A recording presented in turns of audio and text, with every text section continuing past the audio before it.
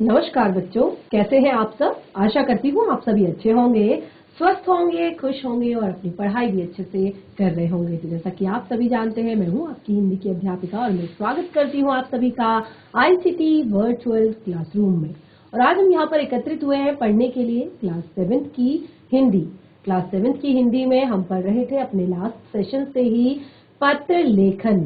तो अभी तक हम यहाँ पर पत्र लेखन संबंधित काफी सारी जानकारियां आप लोगों के साथ शेयर कर चुके हैं, यानी कि काफी सारी चीजें ऐसी हैं जो हम यहाँ पर पढ़ चुके हैं।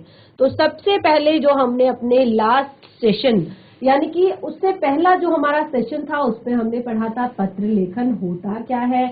फिर हमने पढ़ा था कि पत्र लेखन संबंधित आवश्यक बातें जो हमें ध्यान रखनी होती है, यानी कि पत्र लिखते वक्त हमें कौन कौन सी बातों को ध्यान रखना होता है, कौन कौन सी बातें ऐसी हैं जिनको हमें फॉलो करना होता है। तो काफी सारी चीजें मैंने आपको उसमें बताई थी।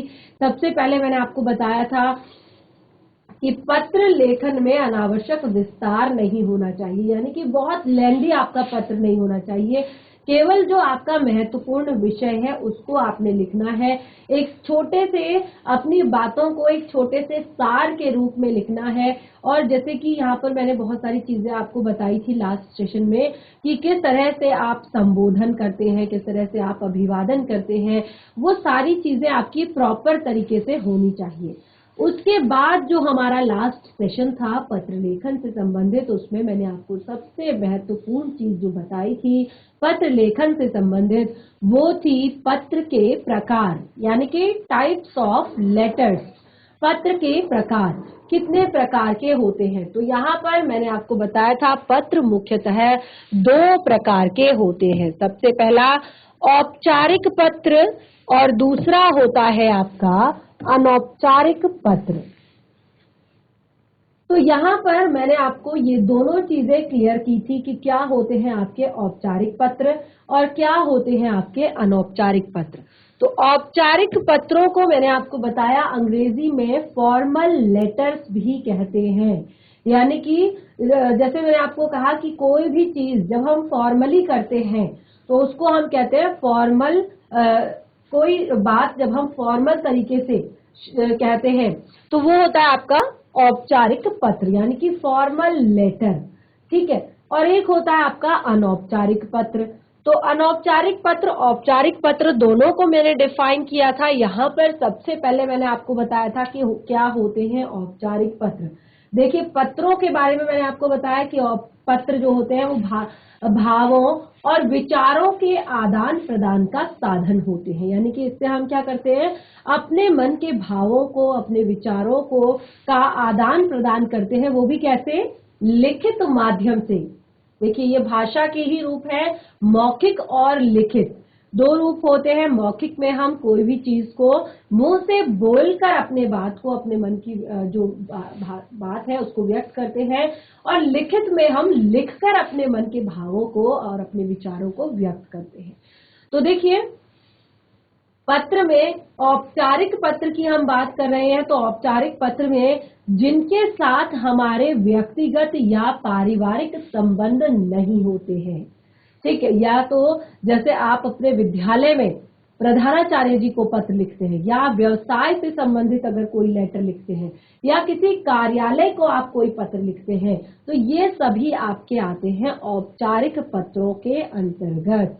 तो परिभाषा यहाँ पर लिखी हुई है हमने, जिनके साथ हमारे व्यक्तिगत या पारिवारिक संबंध नहीं होते हैं उन्हें लिखे जाने वाले पत्र औपचारिक पत्र कहलाते हैं। और औपचारिक पत्र मुख्यतः 3 प्रकार के होते हैं: प्रार्थना पत्र, व्यावसायिक पत्र, कार्यालयी पत्र। और तीनों के एग्जाम्पल मैंने आपको बताए थे। प्रार्थना पत्र, जैसे आप अपने स्कूल में प्रधानाचार्य जी को छुट्टी के लिए प्रार्थना पत्र लिखते हैं, ठीक है, और फीस माफी के लिए प्रार्थना पत्र लिखते हैं, या स्कूल में पुस्तकालय संबंधित कोई बात के लिए आप प्रार्थना पत्र लिखते हैं, किसी पुस्तक को इश्यू कराने संबंधित कोई प्रार्थना पत्र लिखते हैं, या और भी बहुत सारी चीजें होती हैं, खेलकूद से संबंधित सामान मंगवाने के लिए हो, या आपको स्कूल में और कोई चीज जिसकी आपको नीड है तो उसके लिए आप प्रार्थना पत्र लिखते हैं।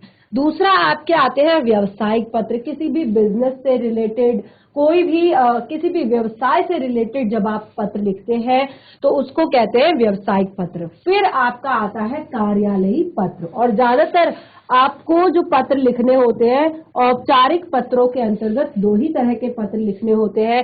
एक आपको लिखना होता है प्रार्थना पत्र और दूसरा आपको आता है कार्यालयी पत्र। कार्यालयी पत्रों के अंतर्गत ज्यादातर आपको जो विभाग, जैसे मैंने आपको बताया था कि चाहे वो आपका शिक्षा विभाग हो, चिकित्सा विभाग हो, या आपका नगर निगम हो, बिजली विभाग हो, जल संस्थान हो, जहां पर भी चाहे आपने वहां पर किसी शिकायत से संबंधित शिकायती पत्र भेजना है, कोई सुझाव पत्र भेजना है या कोई और पत्र आपने भेजना है, तो वो सब जो आपके आते हैं वो कार्यालयी पत्रों के अंतर्गत आते हैं। और ये तीनों आपके औपचारिक पत्र यानी कि फॉर्मल लेटर्स हैं। फिर मैंने आपको बताया था अनौपचारिक पत्र। अनौपचारिक पत्रों के अंतर्गत जिनके साथ हमारा व्यक्तिगत या पारिवारिक संबंध होता है। व्यक्तिगत संबंध यानी कि जैसे आपका मित्र, आपका पर्सनल वो मित्र है, ठीक है। अब पारिवारिक में आ जाता है आपका पूरा परिवार, आपके जितने भी रिलेटिव्स हैं, जितने भी परिवार के लोग हैं पूरे, चाहे दादाजी की तरफ से, चाहे नाना जी की तरफ से, चाहे बुआ की तरफ से, कहीं से भी, वो पूरी फैमिली में आप किसी को भी पत्र लिखते हैं वो होते हैं आपके पारिवारिक संबंध। और व्यक्तिगत में जैसे आपके मित्र हो गए या आपके कलीग्स हो गए, आपके स्कूल में जो आपके साथ है, आपके ऑफिस में जो आपके साथ है, तो वो सब आपके हो गए आपके व्यक्तिगत पत्र, आप उनको लिख सकते हैं। और ये सब आपके आते हैं अनौपचारिक पत्रों के अंतर्गत, ठीक है। अब देखिए पत्र जो है, मैंने आपको शुरू में ही बताया था कि उनको लिखने की कुछ प्रोसेस होती है, कुछ प्रक्रिया होती है कि आपको कैसे कैसे पत्रों को लिखना है, ठीक है। तो औपचारिक और अनौपचारिक, ऐसा नहीं है कि आप अपनी फैमिली को पत्र लिख रहे हैं तो आप कुछ भी लिख देंगे। अनौपचारिक का मतलब ये नहीं कि आप कुछ भी लिख देंगे। अनौपचारिक का मतलब ये होता है कि आप थोड़ा सा फॉर्मल तरीका उसमें नहीं अपनाएंगे, यानी कि आप उसमें बहुत ज्यादा फॉर्मेलिटीज नहीं करेंगे, उसमें आप अपने मन की बातों को रख सकते हैं क्लियरली, लेकिन उसके लिए कुछ भाग है, पत्र के कुछ अंग मैंने आपको यहाँ पर बताए थे। तो पत्र के जो अंग है वो हमने यहाँ पर लिखे थे। तो सबसे पहले जो सबसे महत्वपूर्ण चीज है वो आती है स्थान और तिथि, ये मैंने आपको बताई थी। तो पत्र में दाईं ओर सबसे ऊपर पत्र भेजने वाले का पता तथा पत्र लिखने की तिथि होती है। ये मैंने आपको क्लियर किया था कि जब भी आप पत्र लिखते हैं तो पत्र में दाईं ओर पत्र भेजने वाले का पता और तिथि, यानी कि जब आप लेटर लिख रहे हैं। उसके बाद जब पत्र आपने पता लिख दिया, तिथि लिख दी, उसके बाद आप संबोधन लिखेंगे। संबोधन का अर्थ होता है बुलाना, पुकारना। जैसे मैंने आपको बताया था, अगर आप अपने पिताजी को पत्र लिखते हैं तो आप लिखेंगे पूज्य पिताजी। क्या लिखेंगे? पूज्य पिताजी। अगर दादाजी को लिखते हैं पूज्य दादाजी, ठीक है, ये आपका संबोधन हो गया। तो पत्र के प्रारंभ में बाईं ओर आप संबोधन लिखेंगे और लिखा जाता है, और उसके लिए संबंध विशेष, उसके लिए क्या चीज देखी जाती है? संबंध विशेष देखा जाता है। जैसे मैंने कहा पूज्य पिताजी, पूज्य दादाजी या मामा जी या नाना जी, आप जिसको भी लिख रहे हैं, ठीक है, या प्रिय मित्र, ठीक है, जो भी आप लिख रहे हैं, तो वो हो गया संबंध विशेष आपका। फिर आता है आपकी आयु, यानी कि आप किस तरह के व्यक्ति को लिख रहे हैं। जैसे मैंने अभी कहा पूज्य पिताजी, तो अगर बड़ों को लिख रहे हैं तो आप इस तरह से लिखेंगे, मित्र को लिख रहे हैं तो लिखेंगे प्रिय मित्र, ठीक है। तो आयु, उसके बाद पद। अब ये पद देखा जाता है आपके औपचारिक पत्रों में, यानी कि फॉर्मल लेटर्स में पद देखेंगे, उसी के अनुसार आप संबोधित करेंगे। जैसे सेवा में प्रधानाचार्य जी, ठीक है, संबोधन सेवा में प्रधानाचार्य जी, ठीक है, तो ये आपका हो गया संबोधन शब्द। उसके बाद आप लिखते हैं अभिवादन।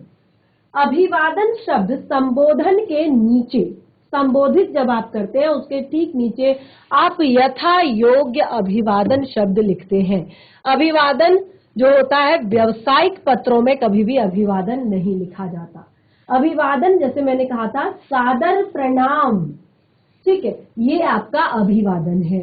तो जब भी आप व्यवसायिक पत्र लिखते हैं, कोई कार्यालयी पत्र लिखते हैं, उसमें आप अभिवादन नहीं लिखते। एक तरीके से जब आप फॉर्मल लेटर्स लिखते हैं तो फॉर्मल लेटर्स में अभिवादन नहीं लिखा जाता है। उसके बाद आपका आता है मुख्य विषय, यानी कि जब आपने अभिवादन कर दिया उसके बाद आप स्टार्ट करते हैं अपने मुख्य विषय को, पत्र के क्लेवर को। तो इसमें मुख्य सामग्री अर्थात पत्र जो मुख्य समाचार, जैसे आप लिखते हैं ना विषय, जब आप फॉर्मल लेटर लिखते हैं उसमें आप लिखते हैं विषय, जब आप औपचारिक पत्र लिखते हैं उसमें एक टॉपिक आपका आता है विषय, उसके बाद आप नीचे अपना लेटर स्टार्ट करते हैं। और देखिए जो आपके इनफॉर्मल लेटर यानी कि अनौपचारिक पत्र होते हैं उसमें आप पूछते हैं शुरुआत में ही कुशल क्षेम, यानी कि आप पूछते हैं प्रिय मित्र मैं यहाँ पर कुशल मंगल हूँ और आशा करता हूँ कि तुम भी वहां पर कुशल से होंगे, ठीक है। और इस तरह से यहाँ पर हमारा जो पत्र है वो हम लिखना स्टार्ट कर देते हैं।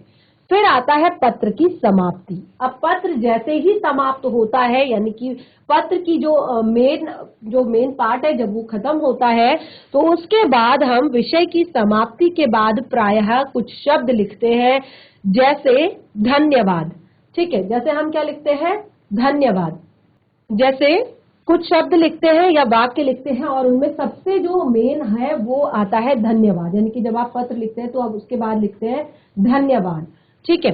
इसके बाद आपका आता है लास्ट, वो है आपका निवेदन शब्द। जब भी आप कोई भी प्रार्थना पत्र लिखते हैं या आप कोई भी पत्र लिखते हैं तो उसमें हस्ताक्षर से पहले आप यथानुसार निवेदन शब्द लिखते हैं। अगर पिताजी को भी लिख रहे हैं तब भी आप निवेदन शब्द लिखेंगे, अगर आप प्रार्थना पत्र लिख रहे हैं तब भी आप निवेदन शब्द लिखेंगे, यदि आप किसी कार्यालय में पत्र भेज रहे हैं तब भी आप निवेदन शब्द लिखेंगे। और उसके बाद आता है आपका हस्ताक्षर। और देखिए हस्ताक्षर ज्यादातर ये फॉर्मल लेटर्स यानी कि औपचारिक पत्रों में आपके होते हैं कि आप अपना नीचे निवेदन शब्द लिखेंगे, अपना नाम लिखेंगे, उसके ऊपर आप हस्ताक्षर करेंगे। और उसके बाद आता है पता, एड्रेस, यानी कि पत्र को पाने वाले का पता आप अंत में लिखेंगे। क्लियर? तो ये सारी चीजें हमने पढ़ी थी अपने लास्ट सेशन में और अभी हमने ये बिल्कुल अच्छे से यहाँ पर रिवाइज कर ली है। जिन बच्चों ने लास्ट सेशन में क्लास नहीं भी अटेंड की होगी उन्हें भी अभी सारी चीजें यहाँ पर क्लियर हो गई होंगी। तो देखिए ये सबसे मेन पार्ट थे, ये सबसे जरूरी अंग थे किसी भी पत्र के।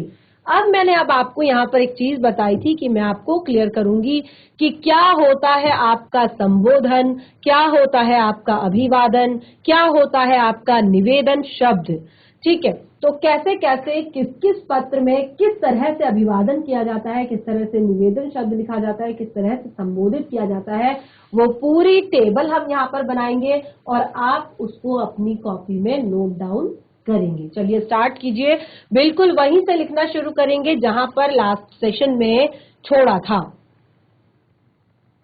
तो देखिए एक पूरी टेबल हम यहाँ पर बनाने वाले हैं। सबसे पहले हम लिखेंगे संबंध, यानी कि हम किसको संबोधित कर रहे हैं, संबंध। और उसके बाद हम लिखेंगे संबोधन, तो संबंध के बाद ही संबोधन शब्द। उसके बाद आएगा अभिवादन,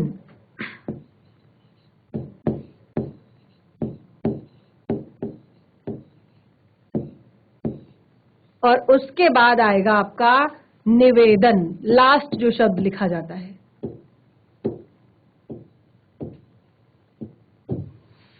ठीक है, सबसे पहले संबंध, उसके बाद संबोधन, उसके बाद अभिवादन, उसके बाद निवेदन। इस तरह से बिल्कुल टेबल बनाएंगे क्योंकि बिल्कुल भी आपस में मिक्स नहीं होना चाहिए और कंफ्यूज नहीं होंगे बिल्कुल भी।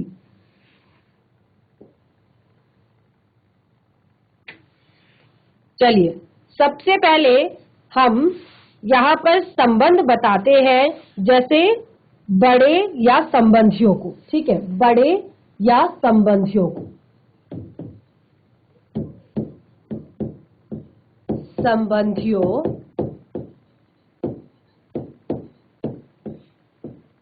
को, और इसके अंतर्गत आप क्या आ सकते हैं, गुरु, ठीक है, अपने गुरु जी को जब आप पत्र लिखते हैं, या आपके पिता आदि। देखिए आदि यहाँ पर इसलिए लिखा है क्योंकि पिता के अलावा आप अपने दादाजी को लिख सकते हैं, अपने नाना जी को लिख सकते हैं, अपने चाचा जी को लिख सकते हैं, मामा जी को लिख सकते हैं, बुआ को लिख सकते हैं, किसी को भी, ठीक है। अब यहाँ पर आएगा संबोधन शब्द, तो शब्द होगा मान्यवर, या तो आप लिखेंगे मान्यवर किसी भी बड़ों को, या परम श्रद्धेय,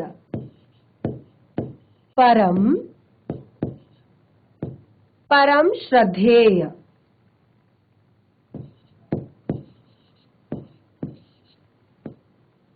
ठीक है। आप लिख सकते हैं श्रीमान,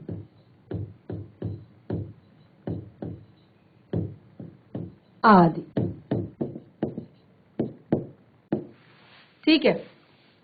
मान्यवर, परम श्रद्धेय, श्रीमान आदि।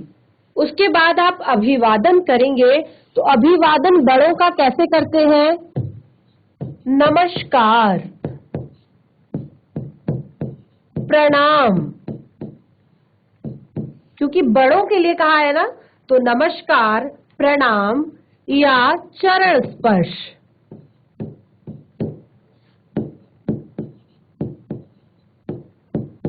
ठीक है। नमस्कार, प्रणाम, चरण स्पर्श। तो ये शुरुआत में ये आपके जिसको आप पत्र लिख रहे हैं, अगर गुरुजी हैं या आपके फैमिली में, अगर देखिए गुरुजी आते हैं आपके फॉर्मल यानी कि औपचारिक पत्र के अंतर्गत, और आपके पिताजी या फैमिली मेंबर्स आते हैं आपके किसमें, आपके जो इनफॉर्मल लेटर यानी कि अनौपचारिक पत्र जो आप लिखते हैं, तो उसमें आप निवेदन कैसे लिखेंगे, ठीक है। निवेदन में आप तो अगर आप गुरुजी को लिख रहे हैं तो आप लिखेंगे आपका आज्ञाकारी। आप पिताजी के लिए भी लिख सकते हैं आपका आज्ञाकारी, ठीक है, आपका आज्ञाकारी या कृपांशी, कृपाकांक्षी, ठीक है। तो ये शब्द आप लिखेंगे। अगला अब आपका यहाँ पर आता है दूसरा, जो दूसरा पॉइंट है संबंध। अब दूसरा संबंध लिखते हैं छोटे संबंधियों को। एक है आपका बड़े संबंधियों को, और दूसरा आपका आता है छोटे संबंधियों को। जो छोटे कोई संबंधी जो आपके हैं, जैसे आपका छोटा भाई, ठीक है, छोटा भाई इसके अंतर्गत आता है, ठीक है। पुत्र आपका आ जाता है, भतीजा आ जाता है, यानी कि अपने से छोटों को जब आप पत्र लिख रहे हैं तो फिर उसमें आप क्या लिखेंगे? सबसे पहले संबोधन शब्द, जब आप छोटों को लिख रहे हैं प्रिय या चिरंजीव, प्रिय या चिरंजीव, ठीक है। या फिर आप नाम भी लिख सकते हैं, ठीक है, क्योंकि आप छोटे को लिख रहे हैं तो प्रिय लिखेंगे, चिरंजीव लिखेंगे, और आप नाम भी लिख सकते हैं, ठीक है। अब आप करेंगे अभिवादन।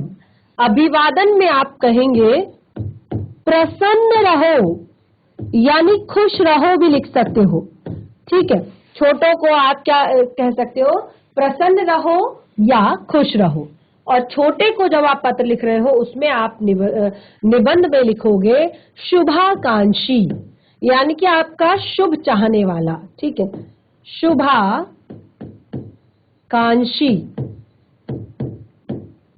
या आप लिख सकते हो हितैषी,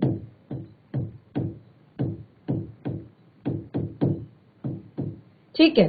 या आप और भी शब्द लिख सकते हो, तुम्हारा शुभाकांक्षी, तुम्हारा हितैषी, ये भी आप लिख सकते हो, ठीक है। आगे बढ़ते हैं अब अपने तीसरे पॉइंट की तरफ। तीसरा पॉइंट है जब आप बराबर वाले को यानी कि अपने मित्र को पत्र लिखते हैं। बराबर वाले को, देखिए पत्र लेखन लगता है कि आपको बहुत ही इजी लगता है, लेकिन कई बार आप बहुत छोटी छोटी गलतियां करते हैं और इससे आपका पत्र जो है पूरी तरह से एक तरह से खराब हो जाता है, आप सही नहीं लिख पाते हैं। बराबर वाले को मित्र या साथी को, मित्र या साथी को, ठीक है।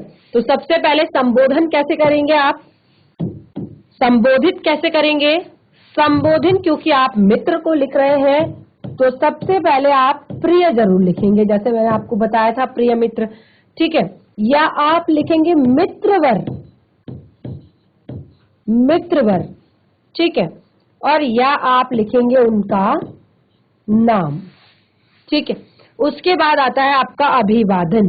अभिवादन में आता है क्योंकि बिल्कुल बराबर वाले को लिख रहे हो तो डायरेक्ट नमस्ते कह सकते हो, ठीक है।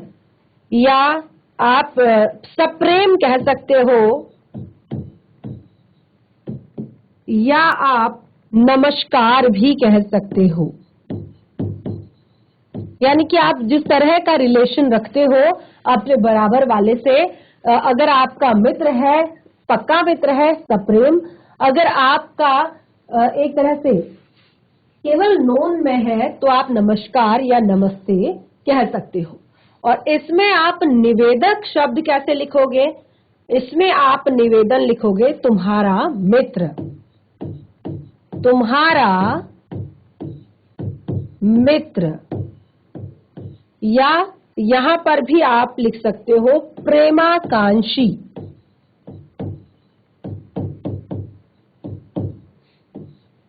ठीक है। तो ये क्लियर हुआ। अब हम आते हैं नंबर 4 पे। नंबर 4 है परिचित व्यक्तियों को, अगर आप किसी परिचित व्यक्ति को पत्र लिख रहे हैं, ठीक है। परिचित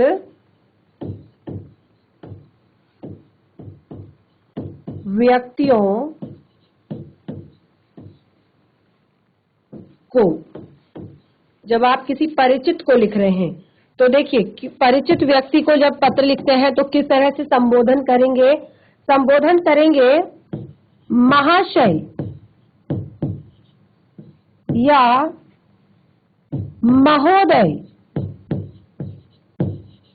या श्रीमान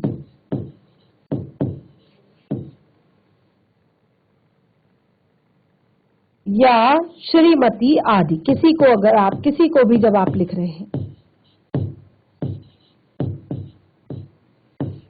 आदि, तो इसमें आप अभिवादन कैसे करेंगे, ध्यान से देखिएगा और नोट डाउन जरूर कीजिएगा।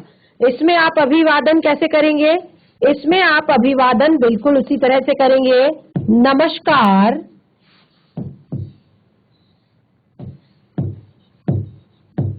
नमस्कार, नमस्ते,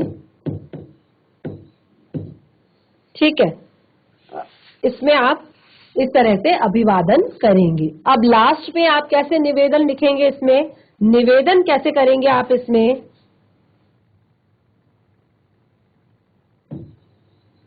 आपका,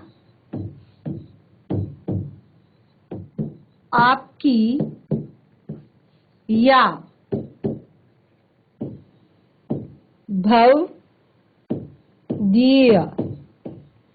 ठीक है। इसमें आप आपका, आपकी या भवदीय लिख सकते हैं, ठीक है, क्योंकि आप ये परिचित व्यक्ति को लिख रहे हैं, अपने नोन व्यक्ति को लिख रहे हैं, जानने वाले को लिख रहे हैं, तो इस तरह से आप यहाँ पर निवेदक शब्द लिख सकते हैं। नोट डाउन कर रहे हैं सभी बच्चे, नोट डाउन कर रहे हैं, यस। साथ के साथ नोट डाउन भी करते रहेंगे, क्योंकि सबसे बड़ी कंफ्यूजन आपकी यहीं पे होती है। किसी भी, देखिए आप पत्र को स्टार्ट कैसे कर रहे हैं, पत्र का एंड कैसे कर रहे हैं, ठीक है। तो ये सबसे ज्यादा महत्वपूर्ण होता है। चलिए आगे बढ़ते हैं, ये सभी ने नोट डाउन कर लिया होगा। अभी तक हमने यहाँ पर 4 तरह की चीजें पढ़ ली कि बड़े संबंधियों को हम कैसे संबोधित करते हैं, अभिवादन करते हैं, निवेदन कैसे करते हैं, और छोटे संबंधियों को कैसे अभिवादन करते हैं, कैसे संबोधित करते हैं, कैसे निवेदन करते हैं, बराबर वाले को कैसे करते हैं, परिचित व्यक्तियों को कैसे करते हैं। अब हम आते हैं अपने मेन पॉइंट की तरफ कि हम अधिकारियों को, यानी कि अगर हमें अधिकारियों को हम पत्र लिख रहे हैं तो हम वहां पर कैसे आपका परिचय देंगे, कैसे हम संबोधित करेंगे, कैसे निवेदन लिखेंगे। ठीक है, तो ये आपका आता है नंबर 5। अधिकारियों को, जब आप किसी भी अधिकारी को पत्र लिख रहे हैं, ठीक है, अधिकारियों को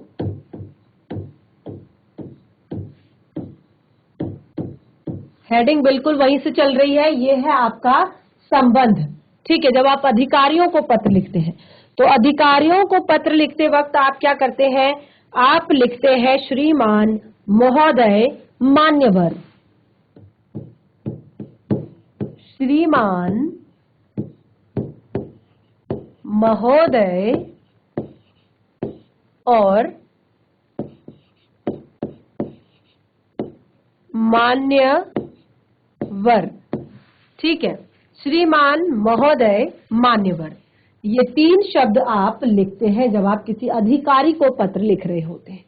और फिर आप उनका अभिवादन कैसे करते हैं? उनका अभिवादन आप नमस्ते या नमस्कार से करते हैं। नमस्ते या नमस्कार।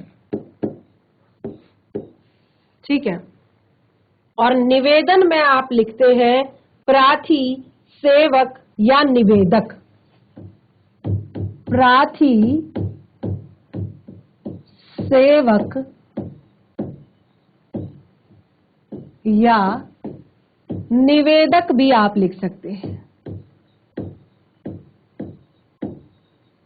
प्रार्थी, सेवक या निवेदक भी आप लिख सकते हैं। क्लियर? अब आगे बढ़ते हैं नंबर 6।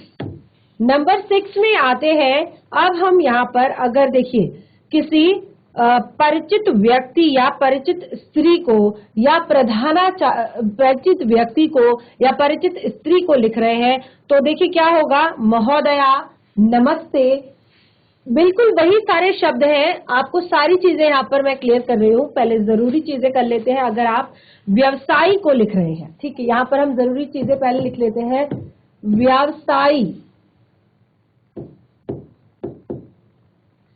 यदि आप किसी व्यवसायी को पत्र लिख रहे हैं, ठीक है, अगर किसी बिजनेसमैन को, किसी व्यवसायी को पत्र लिख रहे हैं तो आप क्या लिखेंगे, महोदय या श्रीमान। महोदय या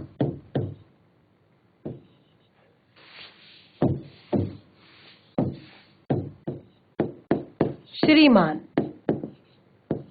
ठीक है, और आप उसको कैसे उसका अभिवादन करेंगे, नमस्ते या नमस्कार।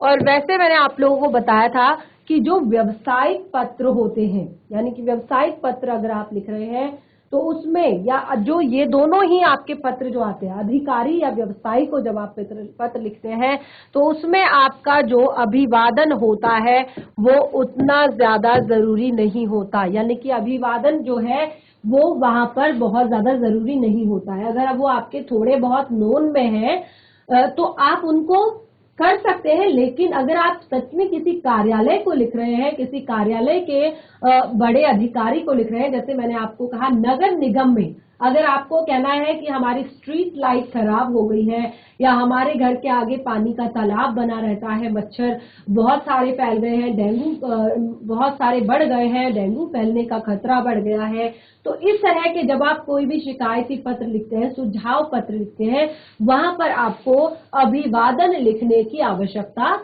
नहीं होती। अगर आप किसी नोन में किसी व्यक्ति को लिख रहे हैं तो वहां पर आप अभिवादन लिख सकते हैं। और देखिए इसमें निवेदन क्या होगा आपका, निवेदन भी आपका इसी तरह से होगा, यहाँ पर आपका या आपकी, क्योंकि व्यवसाय को लिख रहे हैं, आपका या आपकी,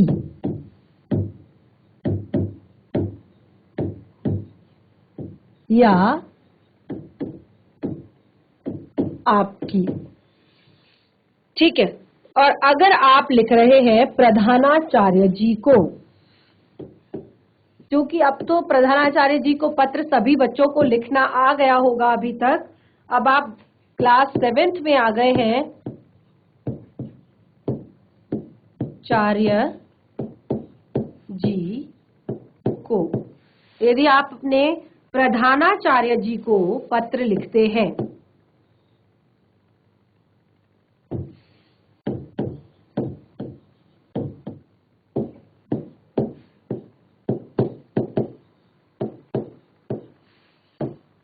प्रधानाचार्य जी को पत्र लिखने के लिए आप क्या लिखेंगे, महोदय, ठीक है। अगर प्रधानाचार्य जी जो है वो जेंट्स हैं तो आप महोदय लिखेंगे, अगर लेडीज हैं तो आप लिखेंगे महोदया, ठीक है। यहाँ पर कंफ्यूज नहीं होंगे, यहाँ पर क्या लिखेंगे,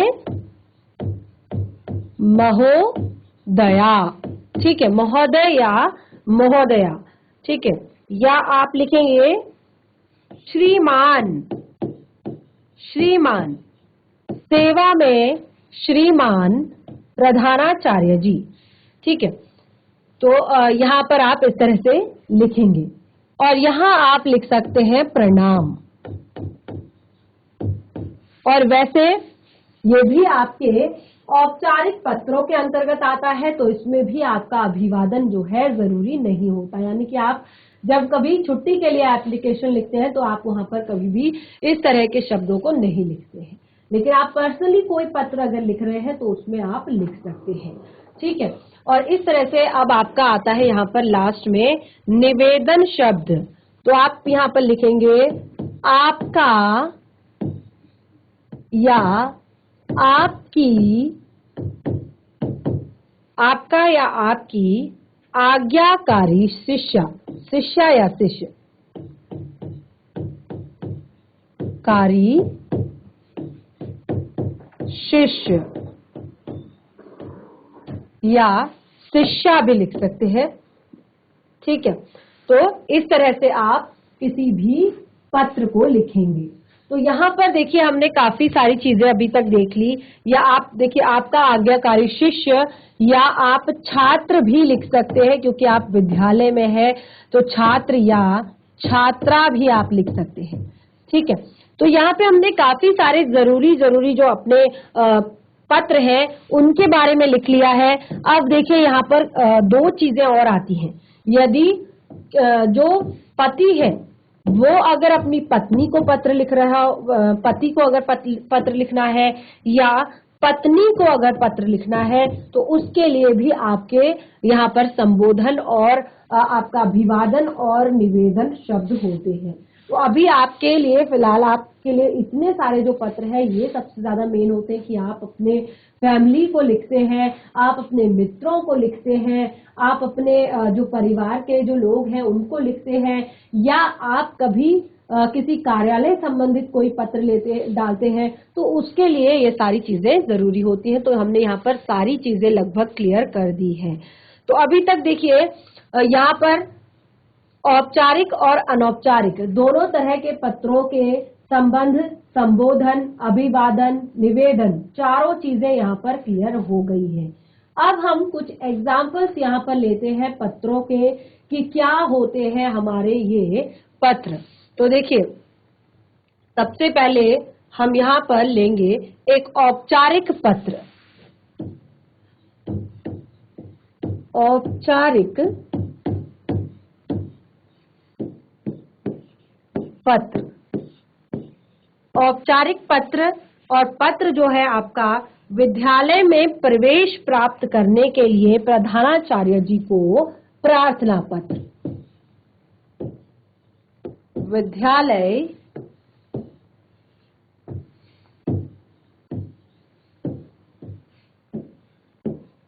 में प्रवेश, एडमिशन के लिए, ठीक है, प्रवेश, विद्यालय में प्रवेश प्राप्त करने के लिए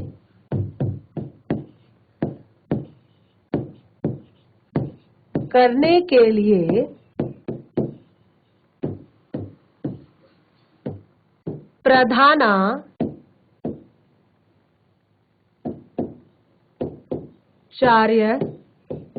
जी को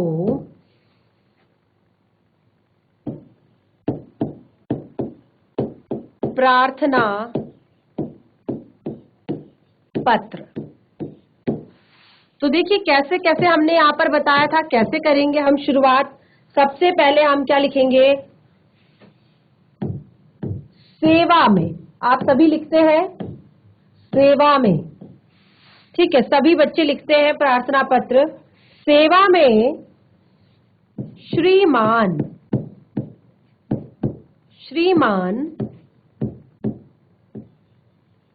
प्रधानाचार्य जी, ठीक है।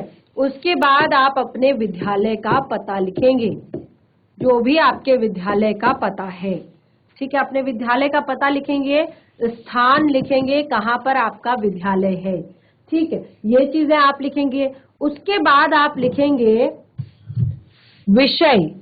मैंने यहाँ पर आपको क्या बताया था कि जब आप एक तरह से आप लिखते हैं, संबोधन शब्द लिखते हैं, आप पहले पता लिखते हैं, उसके बाद आप क्या लिखते हैं, पता लिखने के बाद आप लिखते हैं संबोधन शब्द, संबोधन शब्द के बाद आप लिखते हैं अभिवादन शब्द, अभिवादन के बाद आप लिखते हैं मुख्य विषय, ठीक है। तो अब आप चलिए इसको स्टार्ट करते हैं।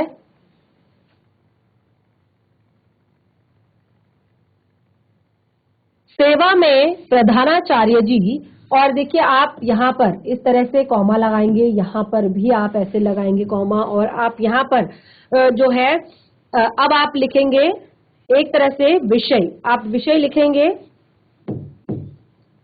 और विषय क्या है, विषय में मैंने आपको क्या बताया था लिखने के लिए, विषय में आप लिखेंगे जो मेन विषय है जिस पर आप प्रार्थना पत्र लिख रहे हैं, प्रवेश प्राप्त करने के लिए अनुरोध, ठीक है। ये आपका विषय है कि आप यहाँ पर प्रवेश प्राप्त करने के लिए अनुरोध कर रहे हैं, ठीक है, प्रवेश प्राप्त करने के लिए अनुरोध। फिर आप बढ़ेंगे आगे और आप अपने टॉपिक को स्टार्ट करेंगे। आप लिखेंगे महोदय, ठीक है। उसके बाद आप अपने विषय को लिखेंगे कि महोदय सविनय निवेदन इस प्रकार है कि मैं पिछले वर्ष इस स्कूल में पढ़ता था और अब मेरे पिताजी का ट्रांसफर यहाँ पर हो गया है, तो मैं अब आपके विद्यालय में प्रवेश कक्षा, जो आपकी कक्षा है 7 या 8 में प्रवेश पाना चाहता हूँ, और अपने पूरे रीजन आप दे सकते हैं। और उसके बाद आप लिखेंगे धन्यवाद। जैसे मैंने आपको बताया था कि आप पूरा जब विषय लिख देंगे, उसके बाद आप पत्र को जब खत्म करेंगे, पत्र को जब समाप्त करने का शब्द होता है वो होता है धन्यवाद, ठीक है, धन्यवाद लिखेंगे। उसके बाद आप लिखेंगे, आप दिनांक लिखेंगे, डेट क्या है, ठीक है, दिनांक लिखेंगे आप। उसके बाद लिखेंगे आप निवेदक शब्द, आपका आज्ञाकारी